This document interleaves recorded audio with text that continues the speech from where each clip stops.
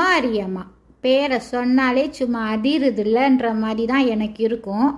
என்னமோ தெரியாது, மாரியம்மா அப்படின்னாலே என்னோட நெகட்டிவிட்டி எல்லாம் எப்படியோ காஞ்ச லீஃப் உதிர்ற மாதிரி உதிர்ந்து ஒரு புது வைபே க்ரியேட் ஆகும் எனக்குள்ள. அந்த மாதிரி ஒரு பவர்ஃபுல்லான ஒரு சாமி தான் மாரியம்மா.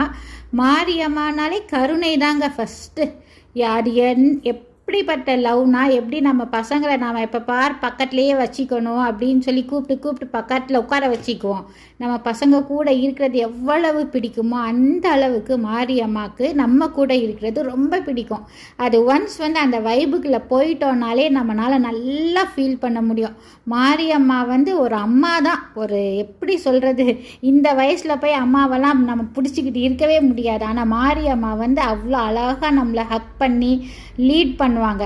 நம்ம வாழ்க்கையில் நல்ல ஒரு உயரத்துக்கு மாற்றி அமைக்கக்கூடியவள் இந்த மாரியம்மா. அதுவும் அவளோட கருணையினால் அந்த லவ் அந்த கிரேஸ் ஒன்ஸ் மாரியம்மா அப்படின்ட்டு நம்ம சொல்லி அவள் மேலே அந்த ஒரு நம்பிக்கைலாம் கிடையாது, வெறும் அன்பு தான்.